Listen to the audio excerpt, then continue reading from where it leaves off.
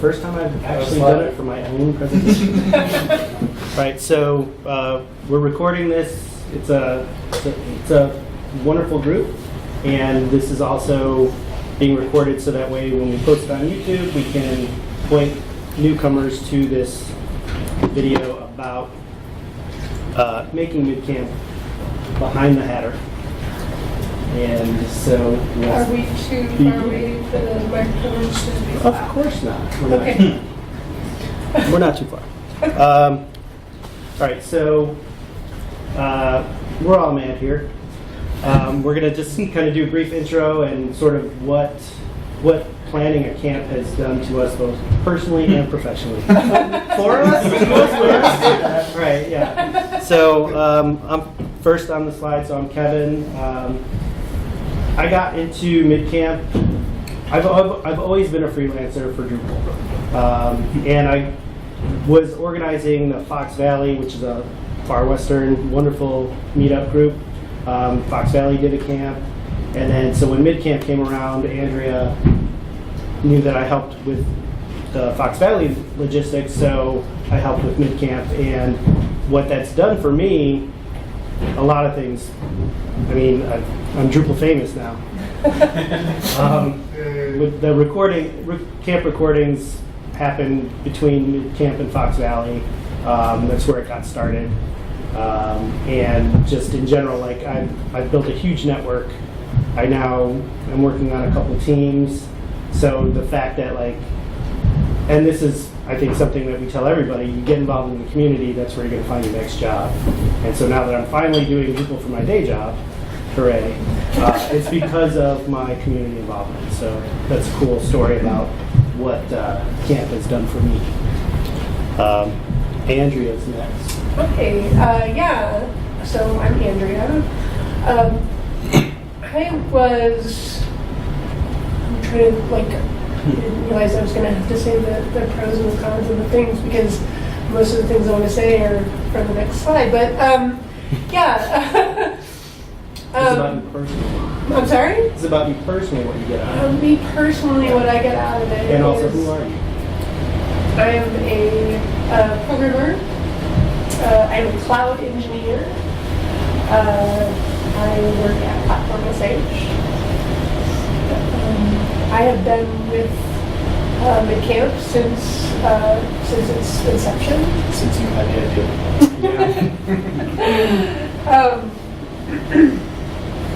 I get out of it. I mean, also a lot of networking, and I get to meet a lot of people, and it's actually really quite gratifying and interesting. I love it when it's so yeah. People come closer. I just asked you if you wanted to come closer, and you were like, no. I was trying to just not be in front of the screen.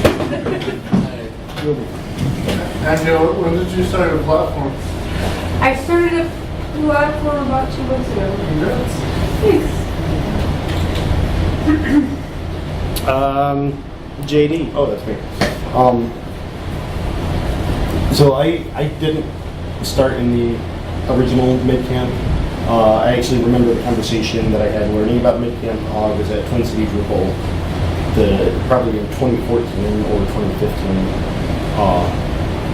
I don't remember which one, but I think it was right before MidCamp too. It was after that, so it had to have been in 2014. Yeah, it had to be in 2014. I should have worn the purple shirt. No, purple was this year. We're wearing MidCamp history, by the way. Yeah. Did not notice. This was deliberate. Either way, I was at Twin City Drupal. I had reached out on Twitter to anybody from Chicago who was up there, and these two responded. And for anybody listening, I'm pointing at Kevin and Andrea. And they gave me some stickers up there, and I started talking to them. And the next thing you know, I'm sitting in the conference room at UIC trying to help organize. And then I was more of a volunteer that year, just helping day out. But since then, I've kind of been all in as much as possible. As far as the effect on me, basically I would not be in the position I'm in right now if it wasn't for MidCamp, Midwest Developer Summit, anything in the community. I mean, just having this group of people around as a resource, being able to learn from everybody, being able to put organizing a large conference in Chicago on a resume, and having a community outreach has been great for building me where I am today.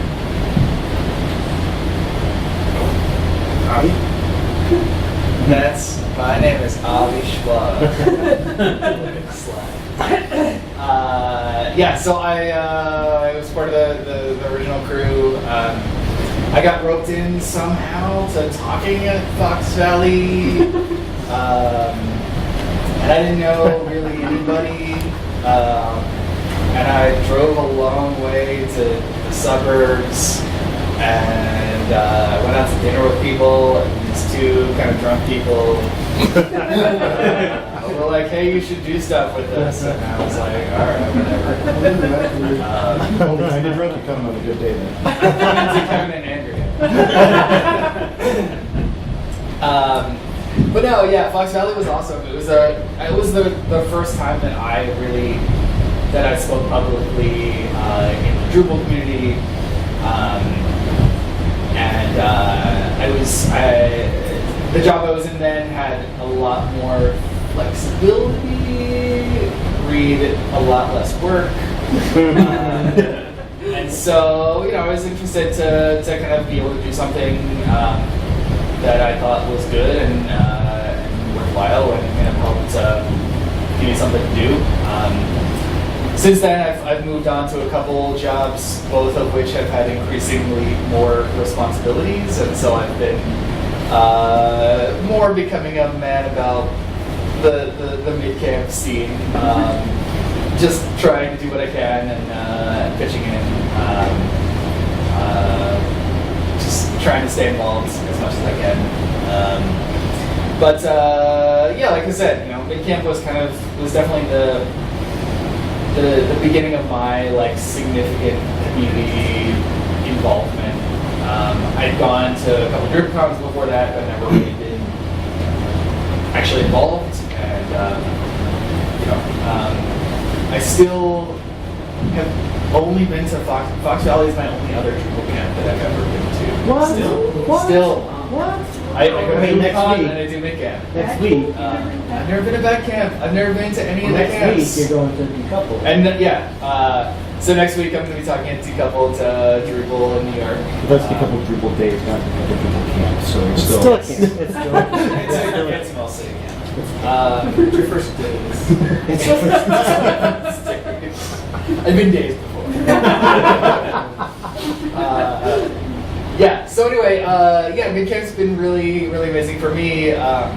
Just kind of having this group of people to kind of keep me connected and grounded to the community, which is like a really great thing to have in addition to just like making sites day to day.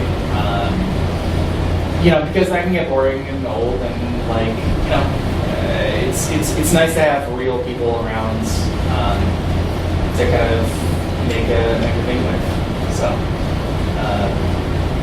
it's been pretty fun. Cool. So, what is this MidCamp and how did it begin? So, if you're looking at us. When I first moved to Chicago, it was November, and there still hadn't been an announcement about Drupal Camp Chicago yet. I'm like, Chicago is too big of a market to not have an event. And I was just coming off of my whirlwind tour as a Drupal mentor, and there was some upheaval in my life, which is code for divorce. And I really needed to have community in my life. I like how we're providing all the text. And so I'm like, I need to make this happen. I don't want to rip the Drupal Camp Chicago out of the hands of Slurpee. And it was still going to happen even though it was November.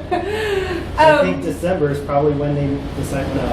It was a very small organizing event. And so then our first actual meeting to organizers meeting was actually at Drupal Camp Chicago.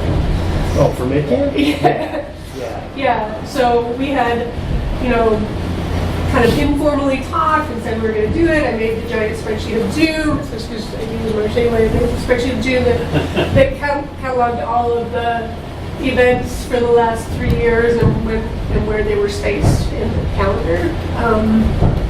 And So it was like March or September? yeah, or something like that. Yeah. With the open, we don't want to step on anybody's toes, so we're going to do it in March. But that was only 4 months Yeah. to do the planning. So, And I was the very big advocate for March. and I was like, no, we should. Everybody, at the inception meeting, the entire team was like, you are insane. I'm like, look.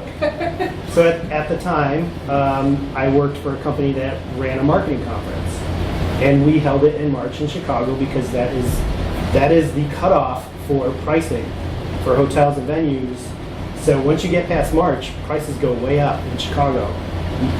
Like you go March, and we even saw that at a MidCamp where we did March. We were the last week, we were barely March. March to April, it was what, last year? This year? Last year. I think it was the year before, because April Fool's. Yeah, it was the April Fool's, but yeah, that was 2 years ago, yeah. But hotel rate, or like room rates for people coming from out of town, like skyrocket between March 31st and April 1. So it's like, I'm like, you guys believe me, we have to do it in March. And Andrea's big deal was, we're going to stick to it. Yeah. Yeah. So we have to have it consistently every year because that way people can plan around it. They can know, it can't happen in March. Yeah, there's a lot of camps bounds.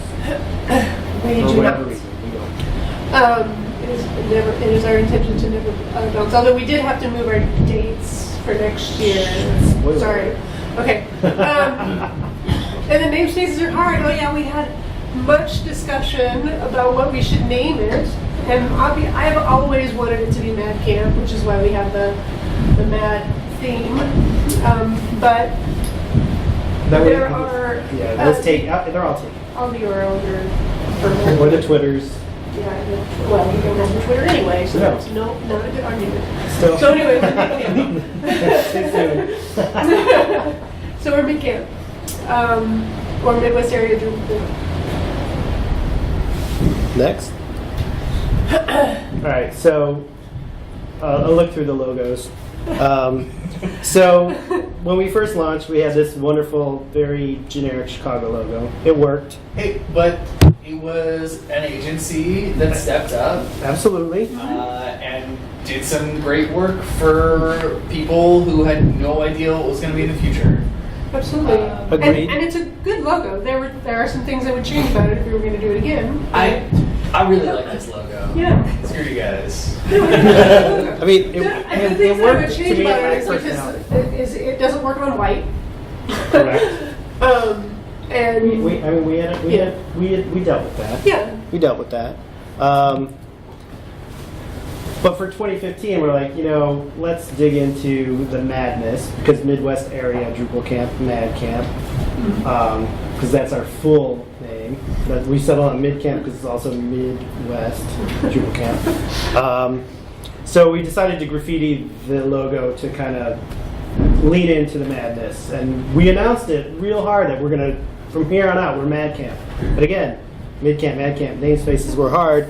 And then we totally blew it for the next year. And we're like, okay, we're MidCamp again. And then the following year, we're like, nope, let's get an actual designer to create us a really amazing Drupalicon that is the Hatter in like the very Yeah. I get- style of the drawings of the Carol Lewis Yeah. books. Tennyson is the Artist. artist. So I gave Ashley Cyborg, which Yeah. many of you might know, a lot of the artwork from Tennyson and said, I need a hatter and I need it to be a Drupal, and then this is what she came up Yeah. with, and it's wonderful. And we even got her to drew the back of the hatter for the programs because, like, you know, we do the badge slits, and when they flip, I'm like, I like to do the mirror image, like, so we need the header's butt, and she drew it. And so this year was number 5, so we just kind of leaned in and did a number 5. Next year, Seriously, MidCamp. these are, Oh, that was from the, yeah. So I do all the t-shirts. I am a terrible graphic designer. So like for the graffiti on the MidCamp 2015, that was actually the graffiti font. I used font characters to create the hat and the eyes, just, you know, in Illustrator. And for the number 5, I saw the hamburger menu looked pretty cool, so I took the hamburger menu to make it the hash marks. Because again, I can't create things. I can repurpose things. You shouldn't have told us that. I learned something new today. Personally, I think it's brilliant it's very clever. because you're leaning into the design. Now can't unsee the parentheses. Right, and it's an 8. You just drank, Yeah. right? Yeah, I mean, look, it's right there. Next year, we got Ashley. We're like, look, we're going to be on St. Patrick's Day weekend. Can you make us a leprechaun hatter? And she did, and it's amazing. And we announced it, and we had to move the dates. So we're no longer going to be on that weekend. So there won't be. I mean, I was happy because my T-shirt design was done. I think we should do it anyway. Yeah. I mean, we're going to be the week after. Whatever. I mean, I wouldn't be It's sad. exciting when I get worried. It's an awesome design. It's an awesome design. All right, so we'll see. We will see. We're gonna do green shirts and yeah. Right, so this one's Avi. This is me. Okay, great. Yeah, so we've had some challenges along the way organizing this thing, and we've kind of evolved the way we do it over the years. We've had a lot of discussions with other camp organizers about how they organize and how they meet up as organizers, and it's really across the board. There are a lot of organizing teams who, like, you know, get together and drive far distances to, like, meet up every week or every couple weeks, and so we started with the idea that as organizers we need to be really tight-knit and really close together and really kind of come together as a team to make this event happen. So in 2014 we had meetings probably starting in It was November. November was when we first decided and we were then going to do it.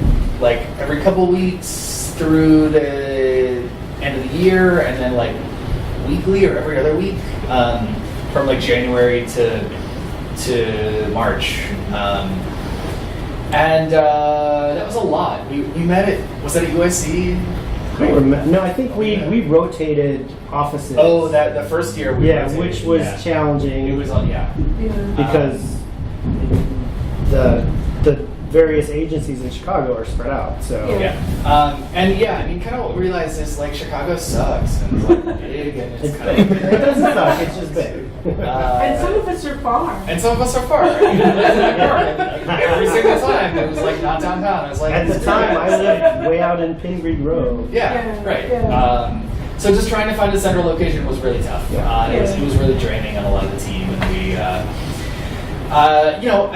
after that, we kind of realized that we could move forward a little bit. I mean, also we were still getting the tools to do things virtually at that point.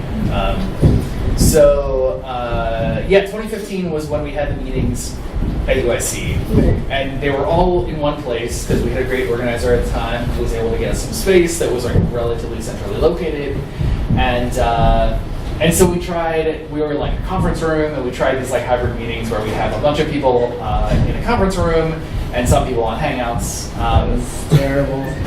it worked. It allowed. Well, today, like it could be the tools are better. Yeah, you know, Audio was the tools were always evolving, but yeah, I mean, it was still challenging trying to get everybody on the same page. And then picking up the laptop. Let me see this person. And Yeah. Right. We did For all anybody who's trying to do those kind of hybrid look at this meetings, burrito I'm eating. it's really, really hard. But it was supposed to So- be so. So yeah, as we progressed, we kind of flipped to a primarily remote, distributed organizational structure. So that helped kind of create some consistency, and then as we move forward, we were able to bring in more people. So you know, Michael Hess, who's in Ann Arbor, has been pretty regularly contributing.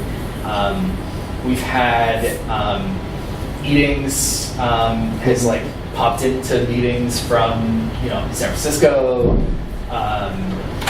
We've, you David know, Wang for people who Yeah. don't know. Yeah, David Wang. and David Wang He has used to also live been here. in it since the beginning. Yeah. Like Yeah. even before anybody else. Like he and I were talking about it. he's been a consistent lurker. Yeah. Like he's never been officially involved, but he's But an like- early instigator. And Yeah. it's Yeah. an early instigator. That- for That's sure. In a good way. basically his job. Yeah. Yeah. Is to get things. So Dwayne, Yeah. yeah, Wayne, yeah. David Needham. Yeah. So it's been really great. Like we've been able to involve some folks who aren't able to be in Chicago for most of the year, but who know they're going to be involved in camp by doing remote meetups. You know, so I think that's been a really interesting transition throughout the team. It's made my life easier, like just being able to. I mean, I don't know. I have mixed feelings. I've been working from home full time for 7 months now, and part time for the last 2 years. And it's nice to come out and see people, but it's also nice to not leave my house, especially Which is- from January to March. Right. Which is why we also last year started doing the socials. Yeah. The people's record. We do, yeah. Yeah. So TLDR, it doesn't matter where you live, you can get involved in MidCamp. Yeah. You're that internet's watching this later? So we've got a ton of different roles and different responsibilities and different things to be done by anybody. On one of the slides from the opening slides, it says there's a spot for everybody in MidCamp, regardless of what you can do, what you want to do. There's a place for everybody. We have our fearless leader this year is Kevin, Drupal Celebrity.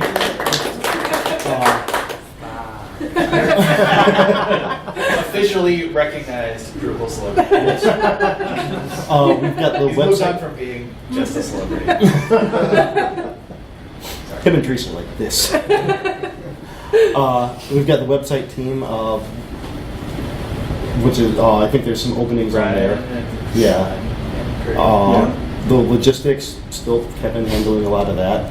Finance, Eric has been busting his ass with that, along with Andrea. Sessions, I'm not busting my ass, but I mean, we're in a bit of a slow time. yeah.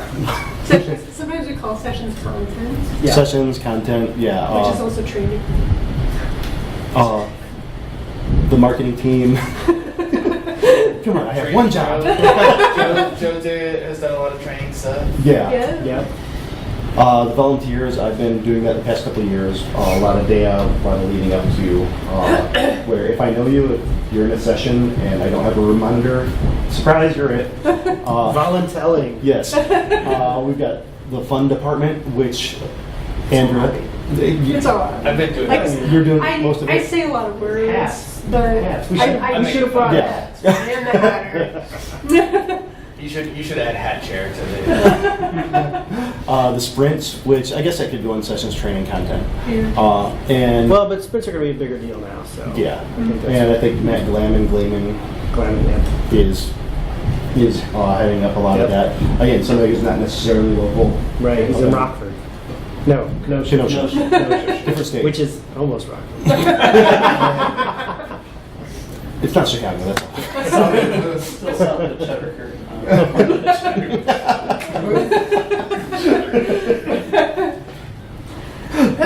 that's how I'm gonna judge everybody now. Are you north or south of the Cheese Castle? And the community, which a lot of outreach, doing stuff like this. So we've got spots available for any of that. And sponsorship. Sponsorship. I didn't. Oh wow. Oops. I think that might have fallen It's in in my mind under finance, finance Okay. Marketing.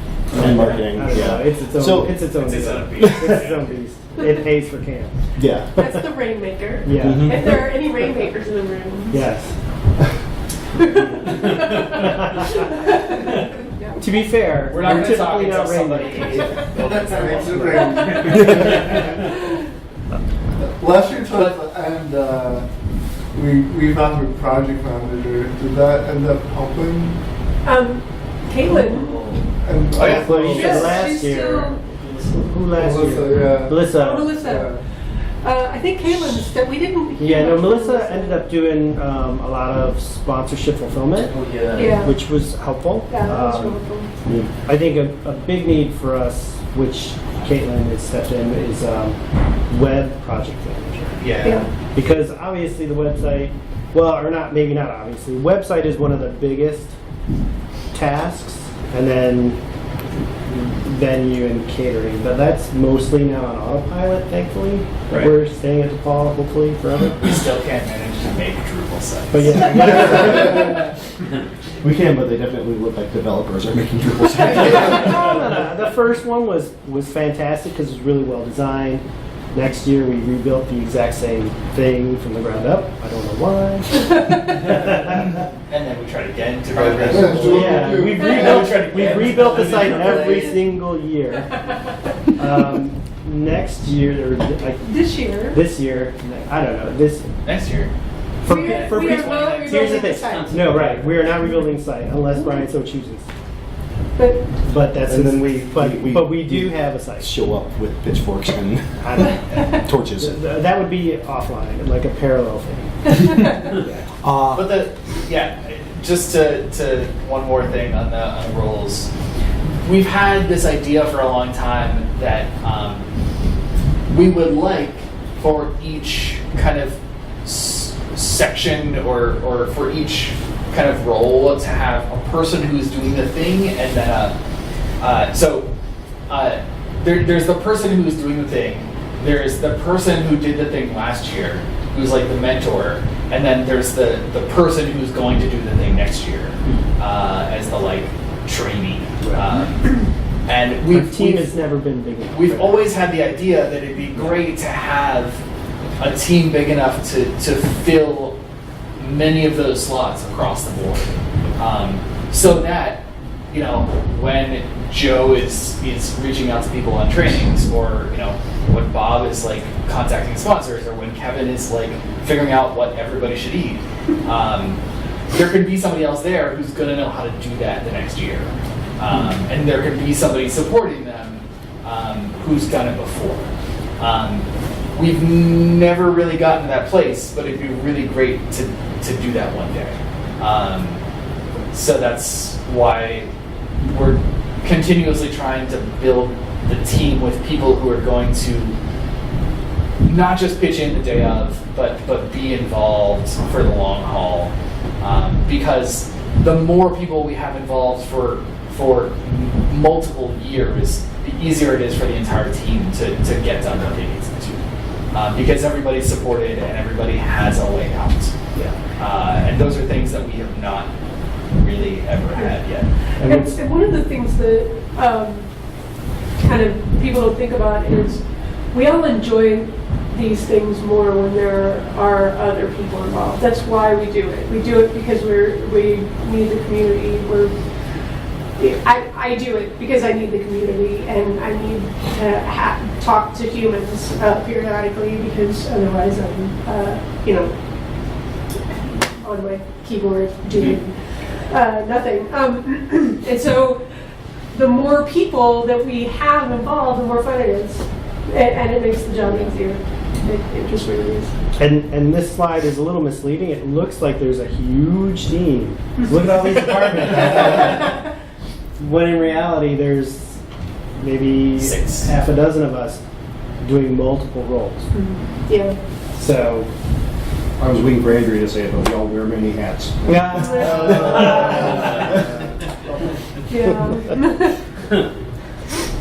So, one confusion that people often have is the difference between an organizer and a volunteer.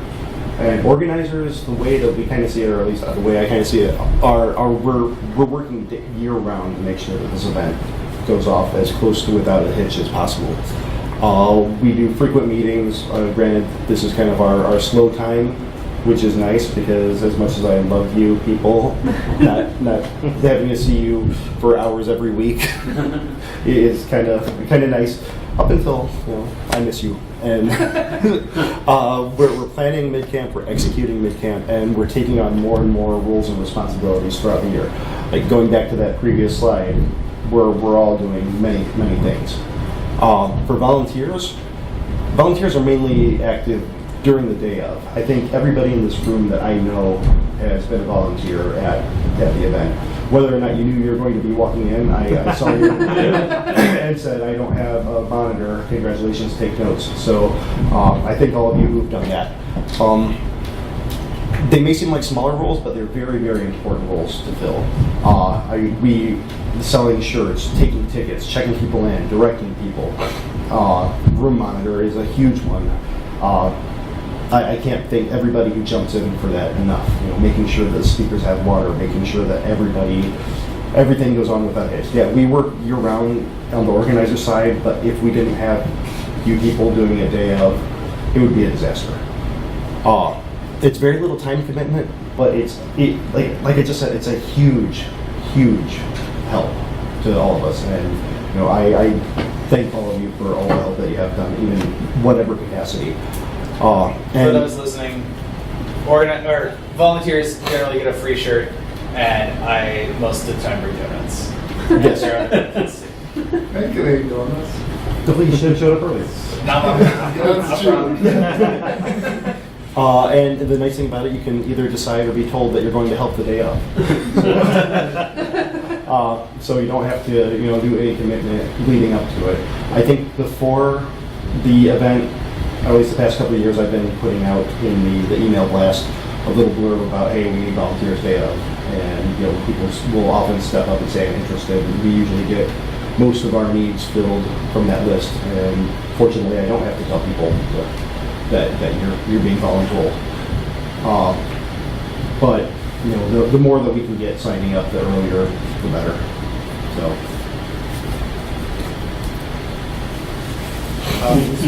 This is me. Oh yeah, cool.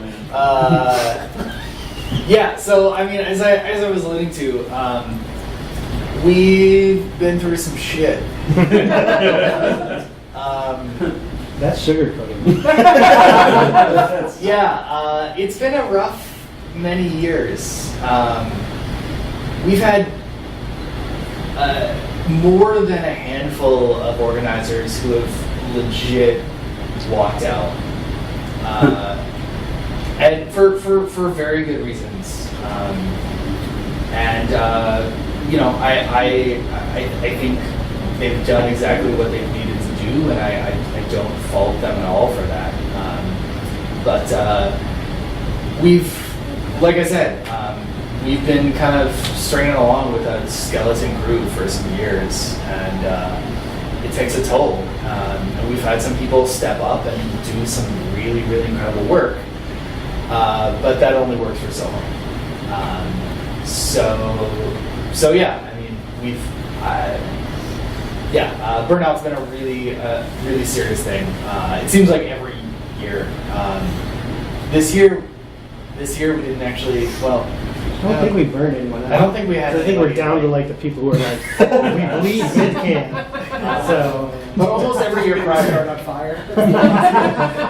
almost every year prior, we've had at least one person, if not more, just say like, I'm out, I'm done, I can't do anything anymore. I like you guys, but goodbye. And that sucks. It's a really shitty thing. It's to hard. happen. Yeah. I don't like it. Like I'm feeling emotions right now, thinking about all the people who we've been through. It's generally on good terms though, because in most cases, not all, but in most cases, like I need to step away so that we can still be friends. Right. And I just need, this is too much, because again, like we need a bigger team than we have, but camp needs to happen, and so if we don't have slots, and if nobody's going to do that thing, somebody eventually, lately, now that's me, and I'm again, I bleed MidCamp, so I don't think I'll burn out, but who knows? Yeah. So it's a real thing, and like JD was saying, it's great to have people there the day of, and the camp would not function without kind of day of volunteers, but we've always been in need of people who are going to do the hard work throughout the year. I've been pushing, so like I said, I started doing MidCamp when I had a lot of time on my hands at my job, and I had the flexibility to say, like, all right, I'm just gonna like do these meetings. We actually started having meetings during the day at the beginning. And it was also pre-baby. Yeah, right. I have a Stop 3-year-old now. babies, because that just really gets in the way of everyone's thing. Yeah. Although I mean, it's more work. Like, I mean, a baby is hard, but like, I've got a wife. She can do those things. She's really good at those things, and she's very supportive.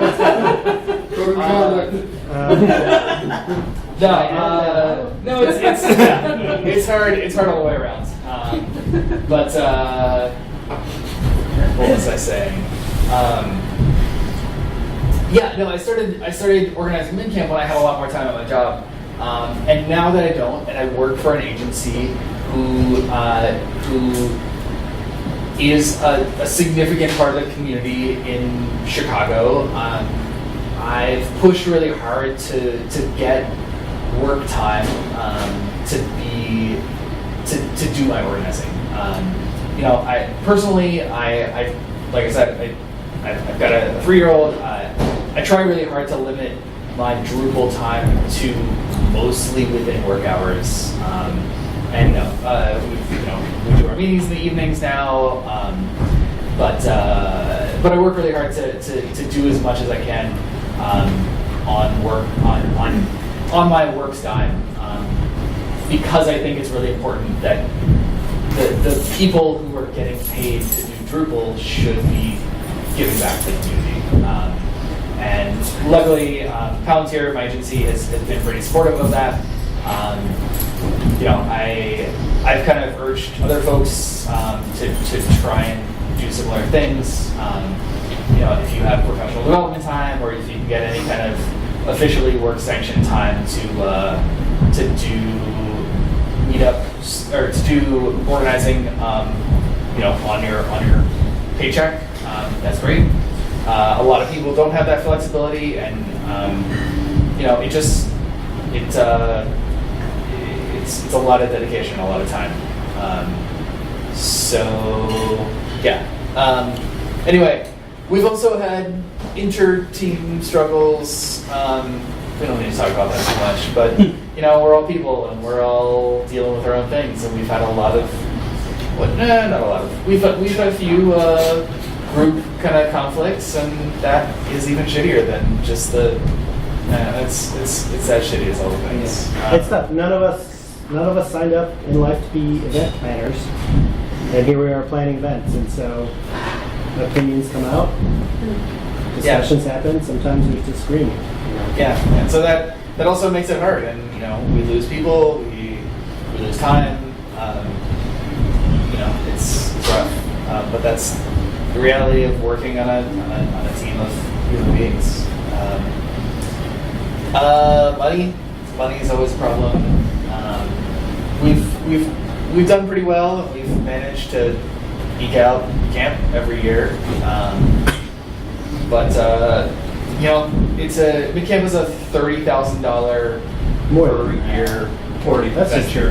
It's It's a $30,000 to $40,000 per year venture. It is not a trivial undertaking. I mean, Chicago's expensive.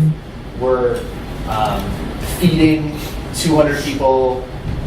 We're trying to find a venue that is relatively reasonable to get to from the city.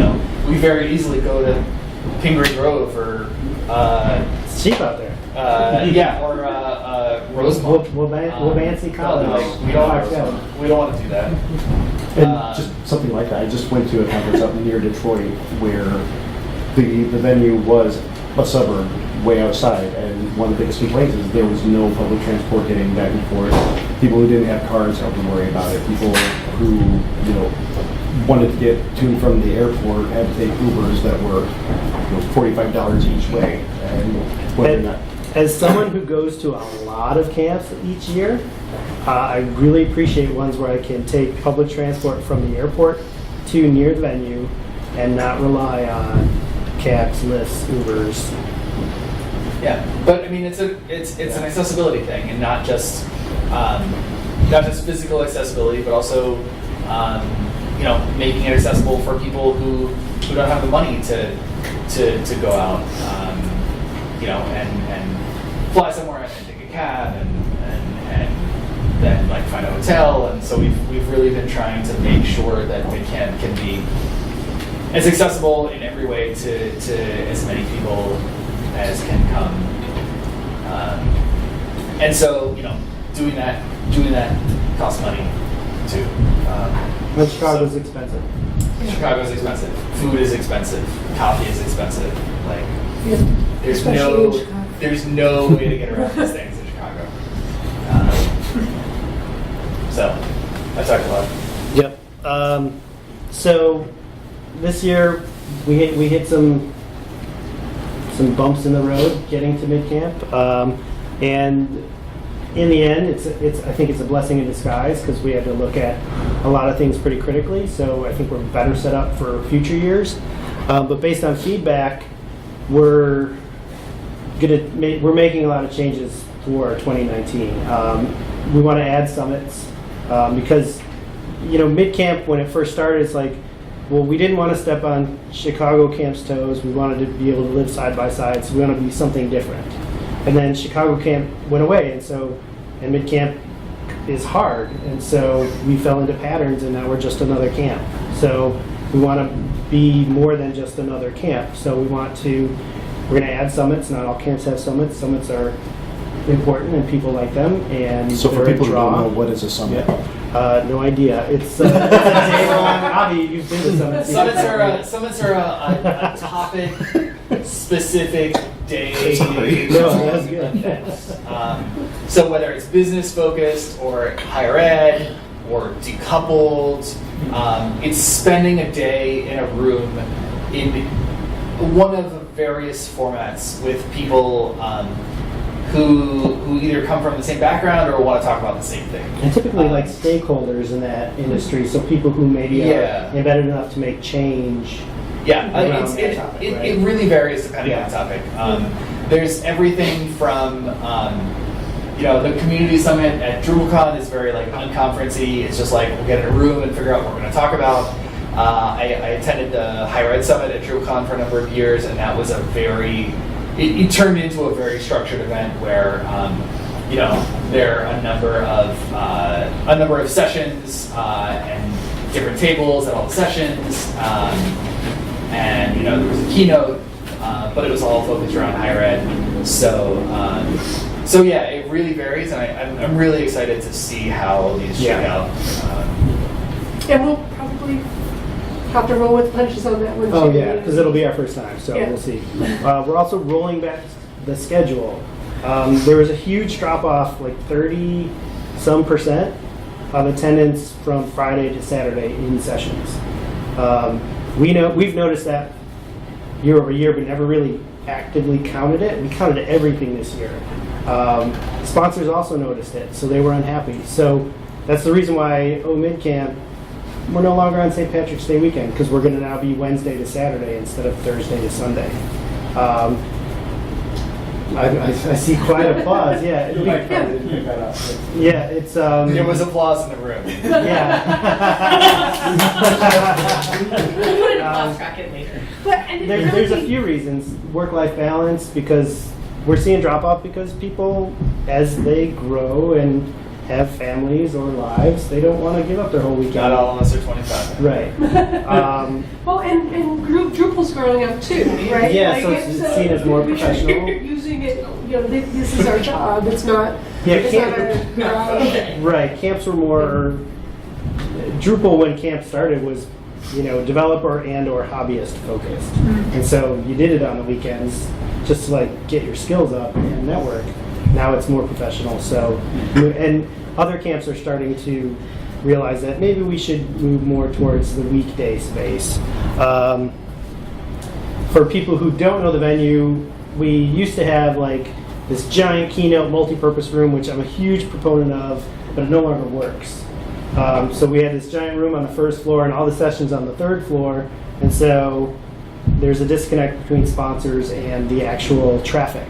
And last year, or this year, again, as an organizer, once the camp's over, it's last year, the last MidCamp, we ended up using the cafeteria for lunches, which was great because attendees could make their own choices. We didn't have to waste and overspend on food that didn't get eaten.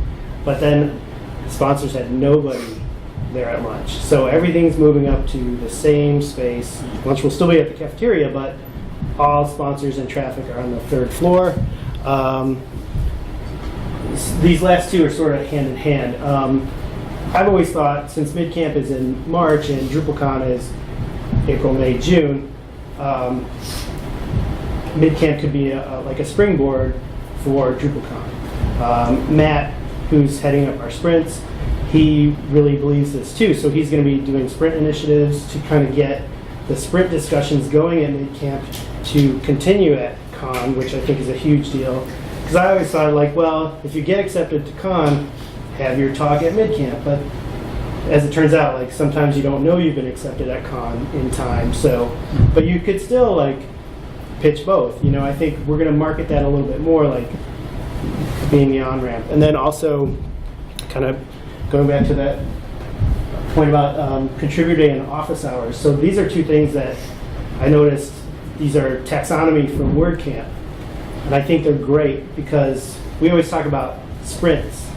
And like we're trying to get that to be contributor and contribution. So less on code, also documentation and things like that. Just new community members, but also the idea of contributor day and office hours, I think are really good things that we can work into the nomenclature, because office hours is, hey, you have a problem? Come on Sunday or Saturday when camp is over and we'll help you. There will be people who can help you figure out, oh, you can't get Drupal installed, or you've got this weird bug, or, because that's the thing that happens in a lot of meetups, which I think could really be beneficial at camps. So we'll see how these changes affect MidCamp going forward, hopefully all for the good. I don't know who is this one. This one's me. So, Here's the pitch. yeah. Why did you put this one on me? I am not in sales. So we've got a lot of roles open for 2019.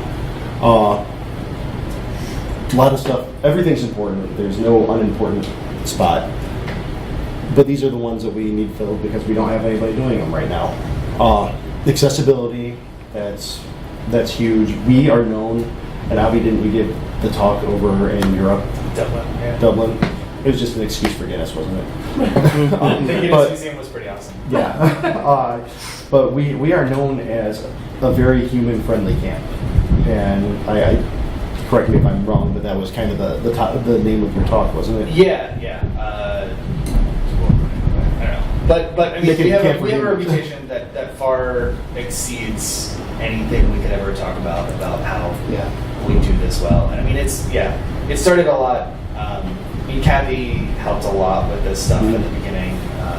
We've had a lot of people who've been kind of keeping it going and pushing in. But So we take it very seriously. It's something very important. You may not think that the painter's tape on the floors really means that much, but it's something that makes it so that MidCamp is as open to as many people as possible. So we could really use somebody who wants to step up and help out to make sure everything is with that. Matt, you helped out with that a couple years ago, didn't you? Yeah. And it's more than just paint or save. Right. Like There's It's our walkthrough, website. We've had a lot of people compliment us on the photo walkthrough on the website. It's about the one year we had the stupid Live captioning. live Stupid. captioning. The Sorry. important live The captioning. important Extremely awesome the ex- live caption. Incredibly valuable. expensive. That was the word I was looking Yeah. for. Expensive live captioning, and it's it's we also had the I can't remember the name of the group, but training days. Oh, yeah. We offered free trainings to them. Off the We island did, training. yeah.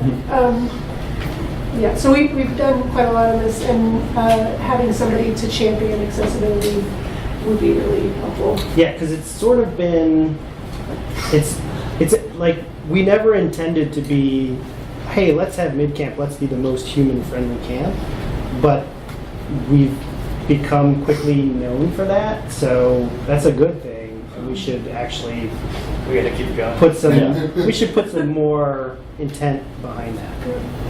We're also looking for help with the content and programming, so that doesn't mean you're going to be responsible for picking all the sessions, but You might be. The goal of these is management positions. Right. You don't have to do stuff as long as you can tell other people to do stuff. How are your delegation skills? If it's okay, you'd be a fit in for any of these.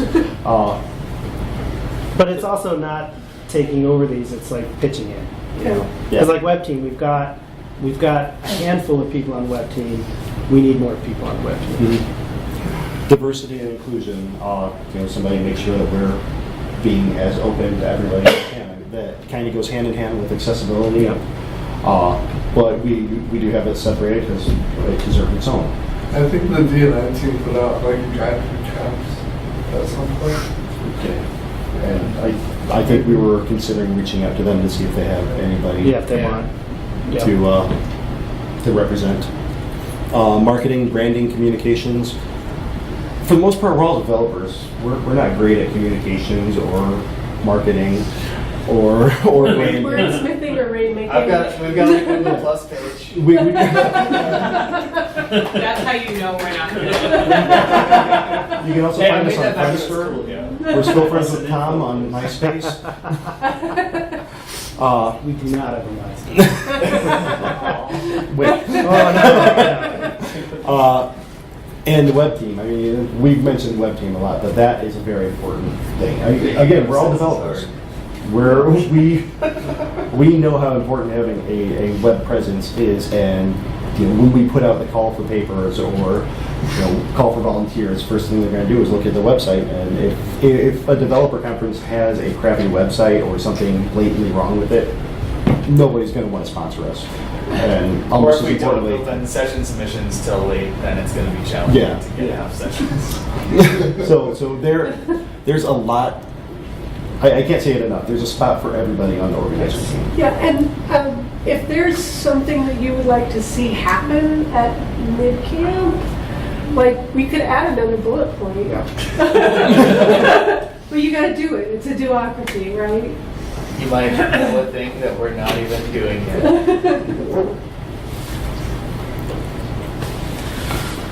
Okay, so actually we should probably update this slide. I did. Bullet number 2 I added. Oh, all right. So today we found out that at the end of the month, literally today, we found out that at the end of the month, the DA will no longer be doing our fiscal sponsorship. Which is, I mean, I'm not going to cry or anything. So for what? So all of the really, It's being recorded. yeah, all of the things that the DA did for us, including sending us a spreadsheet with most of our transactions and handling our money, taking 10% for the privilege of that, and I'm, you know what? Luckily, we have somebody who can edit this video. I'm not editing. So all the things that the DA did, they're not going to do anymore. Insurance, I guess they don't do that anymore. They used to, but not anymore. They're not going to do anymore, and they've said, hey, you should go do the Open Collective. Well, we already looked at the Open Collective and way before this and decided that it wasn't a good fit. The good news is that we have already applied, I don't know if that's the right word, but sent forms or things to the state. Is that correct? Yeah. The state, Yeah, have we heard back yet? Not yet. To incorporate. Through the 2 years. Once we are a corporation, we can also apply for nonprofit and 501c3 if they get those numbers and letters right. Which is that's on the plate. That's a thing that we are working on. Because running a camp isn't enough. We need to create our own company now. Yeah, and Well, but this is and our, It's our a good plan- thing. It's a good thing. Yeah, no, I think it is. I really do. I think we had been planning to do this anyway. This For years. may be bumping up the timeline a little bit more than we're comfortable with, but yeah, that's going to happen. At least whether we it's not like it or- November right now. I'm sorry. At least it's not November. Right.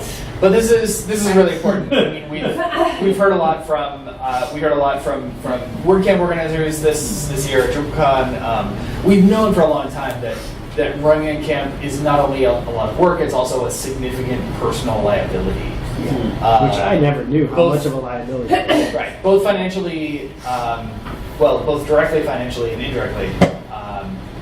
Because we're in America and lawyers are a thing, and so we've been pretty lucky and we haven't had any incidents. But at any point, if somebody decides that they had something happen at MidCamp and they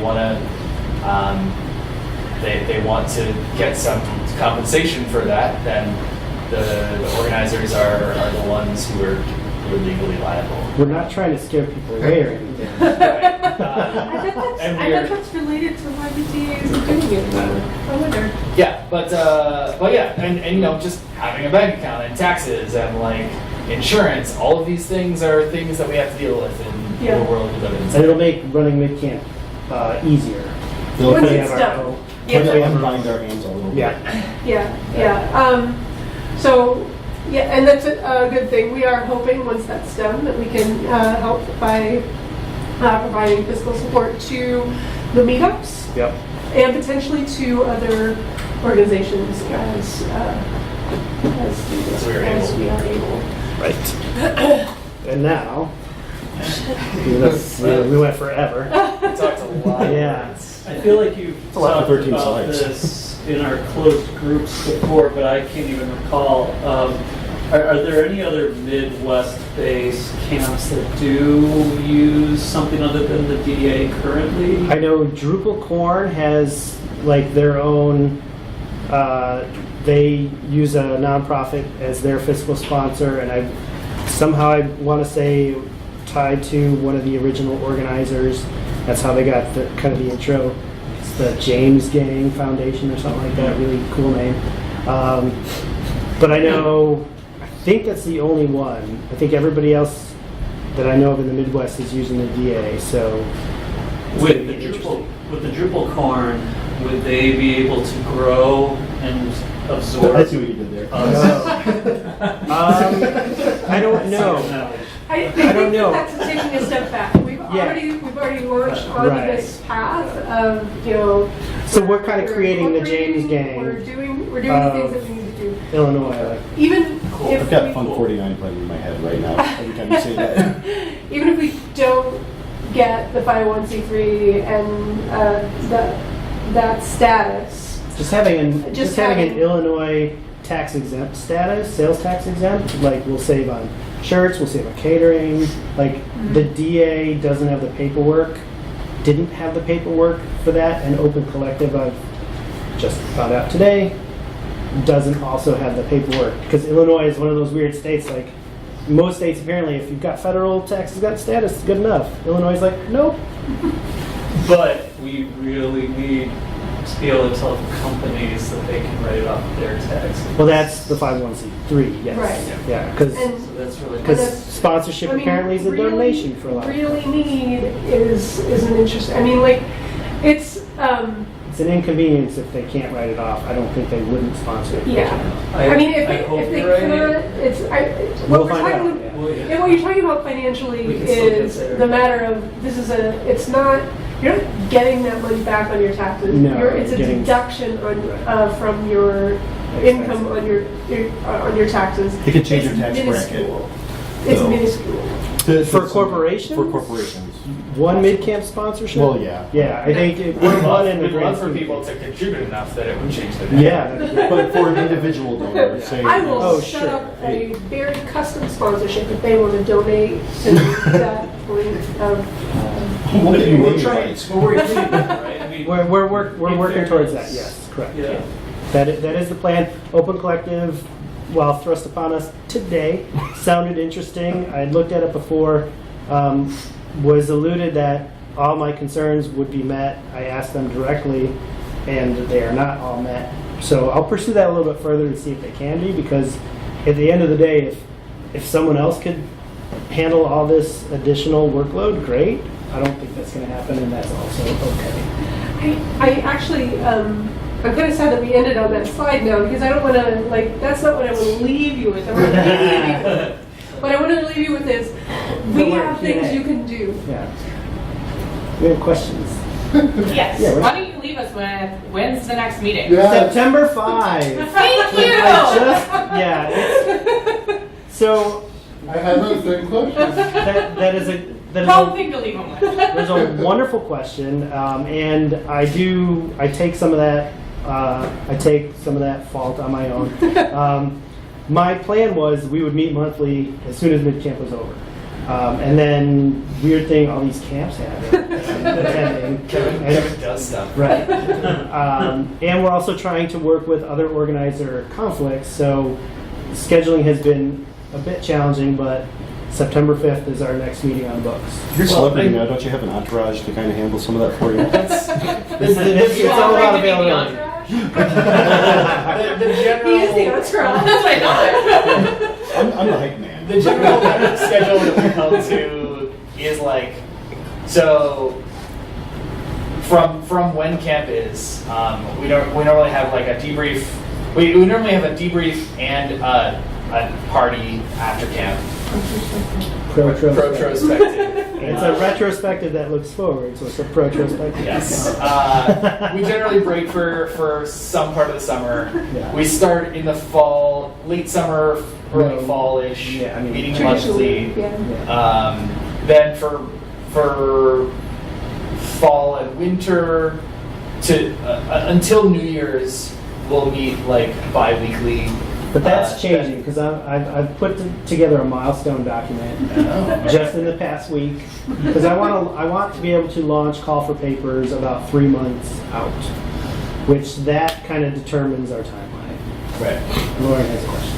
What are the logistics around meetings? How do I attend? How do I get invited? Oh, look Where at do you. I go? What are these? How can I help you, Kevin? So we have Slack. We have a Slack. There's a Who's link. in our Slack? Yeah, is everybody here in Everybody? Slack? Most We'll get you in. most people in attendance are on Slack. For people Flip listening, back to the. This is the last slide. no, this is the last slide. No, Flip back to the. we're using his the laptop now, so thanks. the slide. So it's Yeah, they're MidCamp for- Slack. Yeah, It's Roku. Yeah, it's Midcamp Slack.Heroku. But it's also listed on all the meetup schedules. Drupal.org/Slack. Or if you're on Uh, the Drupal semi-official Slack, go to the Chicago channel, and I said there's a topic there, so that you can get local. And the nice thing about it is everything that we do, aside from sharing passwords, is in the open. Yeah.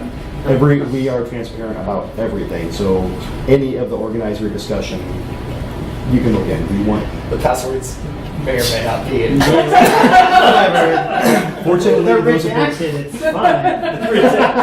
Those have been 10K'd. We're not going to see those again until we get nonprofit and Slack gives us a free account, and then we have to go back and delete everything. But we do Let's say that's plan our planning meetings through Meetup now, so that they're more visible.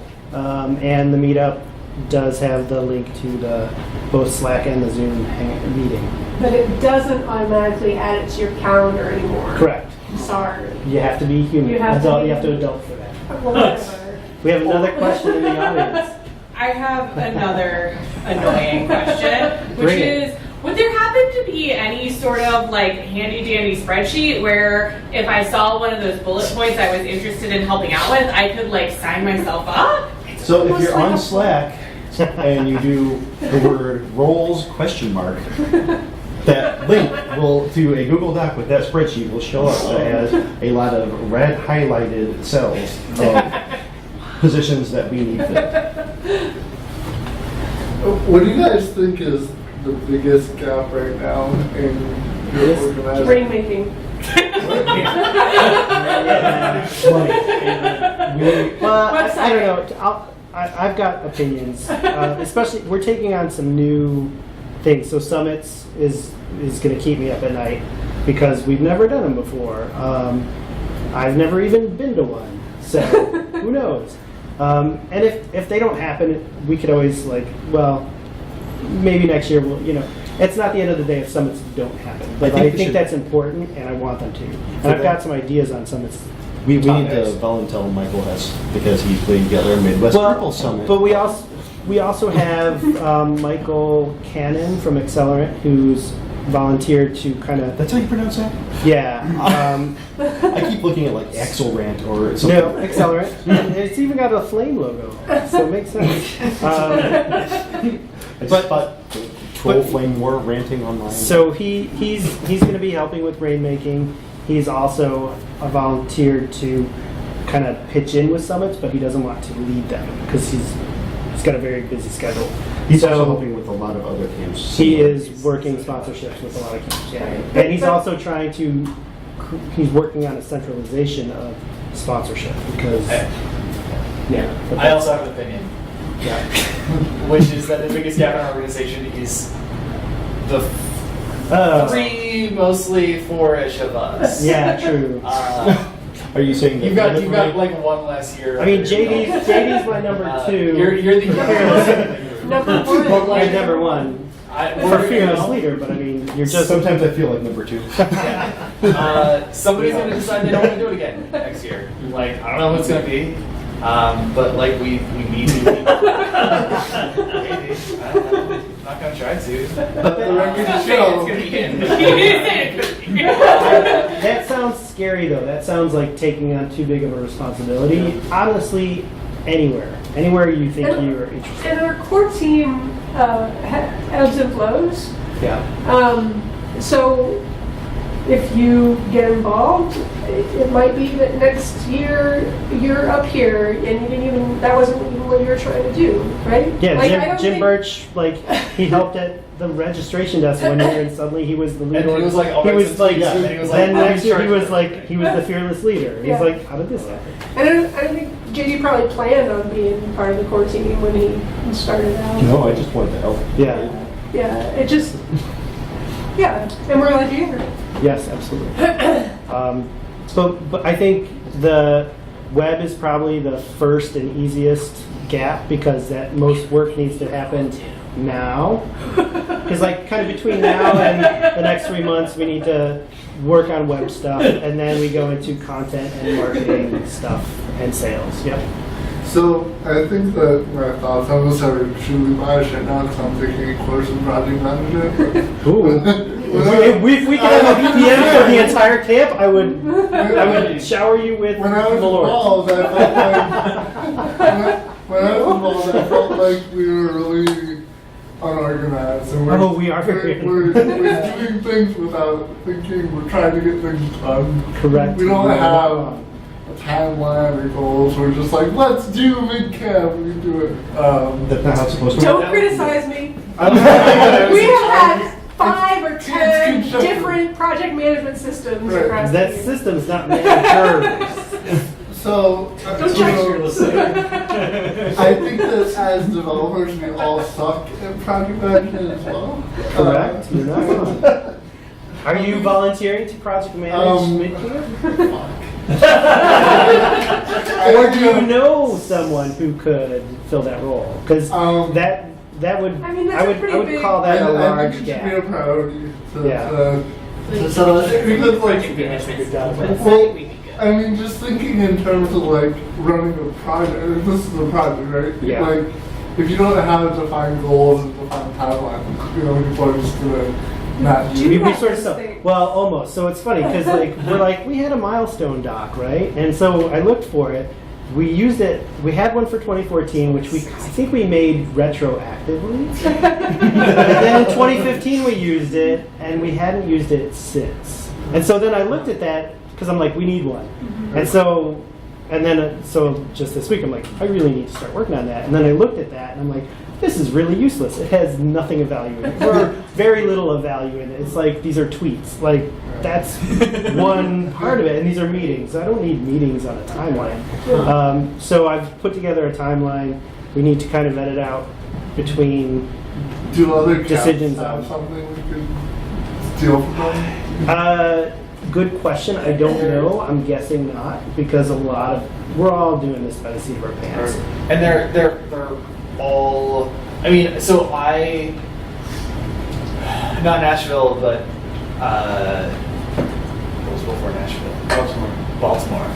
So in Baltimore, I started having conversations with a bunch of the camp organizers, and I was like, hey, I'm gonna start like organizing organizers and writing a bunch of stuff. And so we had like That's 6 months of meetings that I organized to like write down a whole bunch of stuff with all the organizers about how we all organize things. And Every camp is a snowflake. it started dwindling. No, everybody's a snowflake. Every camp is special and unique, and whether it's the size, I mean, GovCon has like 1,000 people and like the same number of organizers as we do.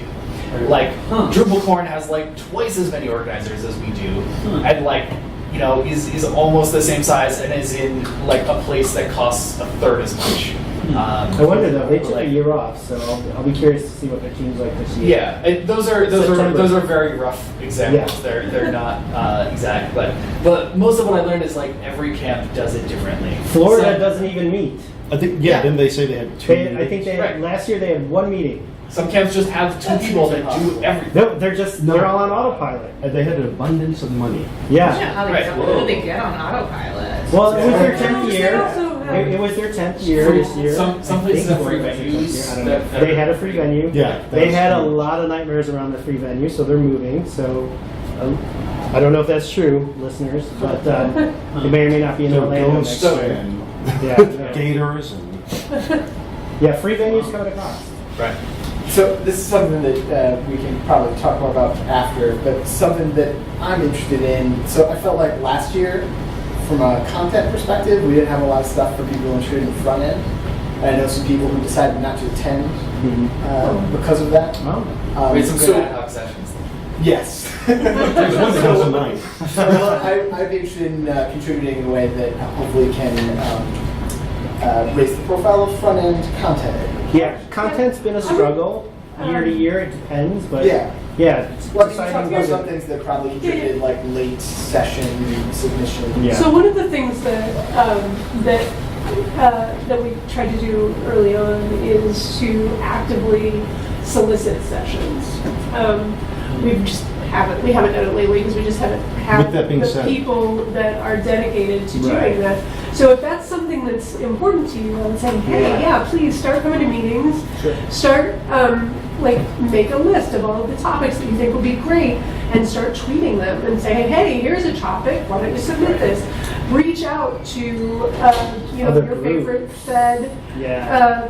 speaker and say, hey, please submit your session. Yeah. And- I mean, is that and something do that things.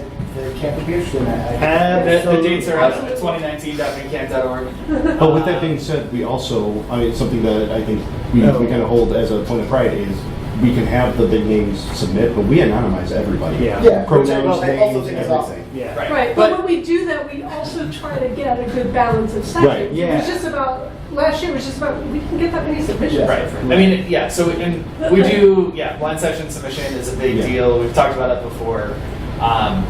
But we've always reserved the right to make sure that we have a good camp. Yeah. And we're dedicated to accessibility, we're dedicated to diversity, but we also want to make sure people show up.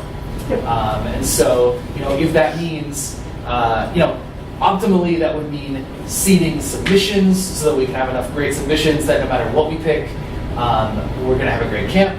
But if we need to, we'll do most of it blind, and we'll pick a few kind of featured sessions. And we've done that a few years where we said we really want these people to talk, and these people are going to drive others to come to the camp. Or we've got a giant hole in, intro. Right. So we need to get some people to do some intro talks. Yeah. But definitely people more in tune with, we need content. Content might need people. I'm going to put on my meetup organizer hat, and it is 7:25 now. So we were slated here till 7:30, and I want to be respectful of Digital Break because they've been awesome for providing us with food, venue, and You guys are fine. here. I don't want to keep anybody else here. All night. Yeah, you've got a fridge full I of beer. had We're going to keep us Do here. we have data on do we have demographic data from last year as far as like roles Yes. or the types of people that came? Yep. Like Yeah. I don't know those numbers off the top of my head, but we do have. we can that. go over them They're at on a the meeting. spreadsheet. At a meeting. Yeah, because that's important. We collect that because that's important for sponsors to know. So we've always, I think we've collected that from the beginning, so we have that data. I'm just wondering in terms of Sessions. in terms of like marketing, like who are the people that are coming and like what are the kinds of content that they're looking for? This is That's when you interesting because we're in the. I read all the surveys too. We're always like we get dinged because we're very developer heavy, and that's not our intent. It's just again. Well, I think you also have to ask who is not coming and why. True. Well, yeah, I agree with that. I was thinking about it because you guys were talking about like each camp is a little different, and you think like when you hear bad camp, you think it's going to be more developer-centric versus like Drupal for Gov, like there are going to be more like business owners there, like, and so I'm trying to understand where on the spectrum. For sure. Yep. And that's, it's a. I don't think we've kind of pegged what our audience should be. I think we've targeted audiences in the past. Yeah. Well, we've had what we want our audience to be, and what our audience ends up being. We'd like our audience to be more broadly focused. We have a lot of business in Chicago. We have a lot of stakeholders who aren't specifically developer focused, but who could benefit from camp, and we've had a hard time getting those people to camp. Whereas we have a decent density of agencies, and we've had pretty good participation from those. But our the developer community is relatively tight knit, I think. So yeah, we're always trying to branch out in whatever direction we can to bring new people in. Which is a big focus in my mind for this coming year, and I'm seeing this with other camps too, is we keep promoting to Drupal. That's why our attendance is either stagnant or maybe dropping because we're not bringing new people in. So Well, that was going to be we're talking to the PHP groups, to the Symfony groups, to the JavaScript groups. So that's sort of the community item that was up there, is like we need advocates to, like, I don't go to PHP meetups, but if one of our community members, for lack of a better word, doesn't have to be an organizer, but a MidCamp brand advocate, supporter, goes to these meetups, it's like, hey, you people should know about this thing over here because there's a crossover, Yeah, but definitely that's more of a priority, and we're going to ideally actively have intent behind reaching out to these communities so that they know about this, and we could maybe talk to them about submitting sessions. Yes. It's not necessarily just about going out as somebody evangelizing Drupal or something along those lines. Get out of your comfort zone and go to some of these other meetups. Go to a JavaScript meetup, learn something. The PHP meetups are usually pretty fun. Yeah. decent group of people there. I wouldn't Even, know even if- WordPress, like Yeah. we're having meetings with the WordCamp organizers because we have similar pain points, and based on what was happening at DrupalCon, like that cross-pollination, like there's value in that. I wonder though if, as developers, most of us are developers, if we continue down the road of, okay, well, we're going to go and promote ourselves to the PHP user group or whatever, that we're going to kind of continue along that path of it's all a bunch of developers, right? Like, what are the groups that we need to reach out to get the business leaders, to get the decision makers, to That's get what I'm the hoping the summit's users, to get the beginners, because PHP Is Drupal for beginners anymore? That's another question. You could argue with the out-of-the-box initiative. We'll see. We shall see. That's even more for beginners. I don't know. Yeah. There are also a lot of UX UI groups. Yep.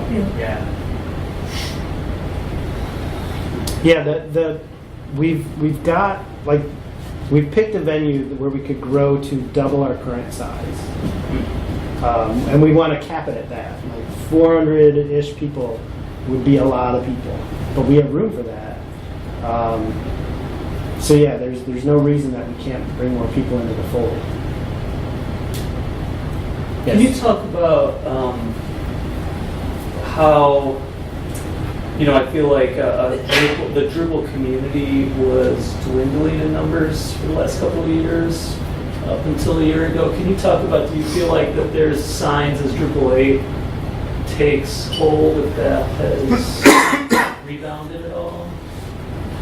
I think, I can't speak for the entire Drupal community. I don't look at those numbers much. Yeah, I anymore. was just curious about like But overall for Drupal, number of our- Drupal users out there. Our numbers have dropped recently.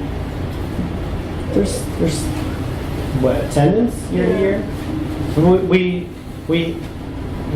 I think we were like 170, then like we were around 300, then we were in the mid 220 to 2. I mean, we've stabilized. Okay. Our rate of decay is slow.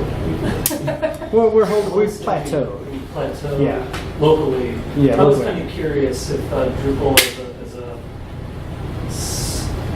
there's a lot of competing technologies, well, computers. I'm just curious if D8 has proven to hopefully bring some more excitement to the community. I think that's really hard to say. Yeah, I mean, I don't think we're you in could position look to- at the DrupalCon numbers, you can look at our numbers.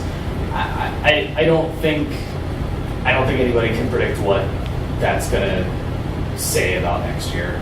I just even like of all the camps that I go to, some are up, some are down. Like if there's no, I don't think there's any solid pattern. As far as Well, adoption. I've heard the theory that election years are Oh. bad years. For, You don't say.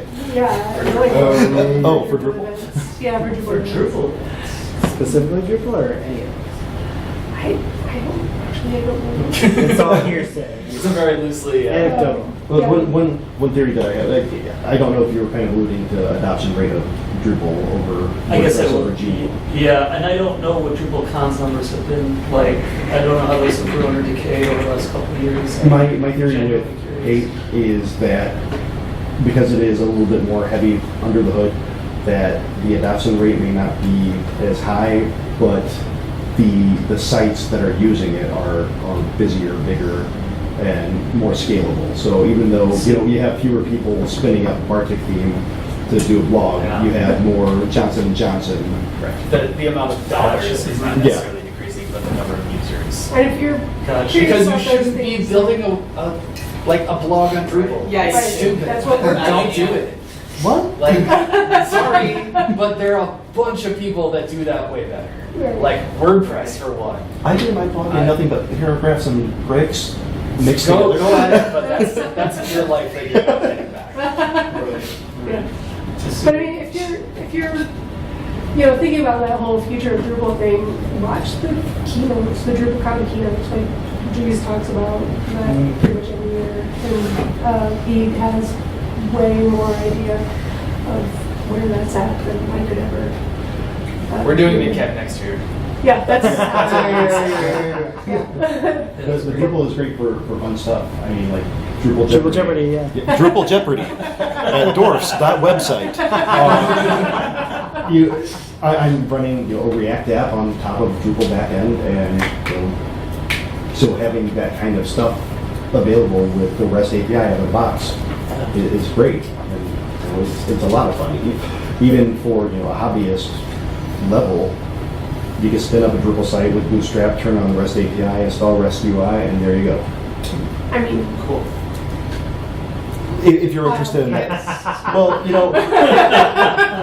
create React app, Drupal REST API. My grandma could do that. Yeah. It's just like the Echo Show. We should stop recording now. And Yeah. yeah. Goodbye. Thank you, everybody. Thank you. Clap louder. Come on.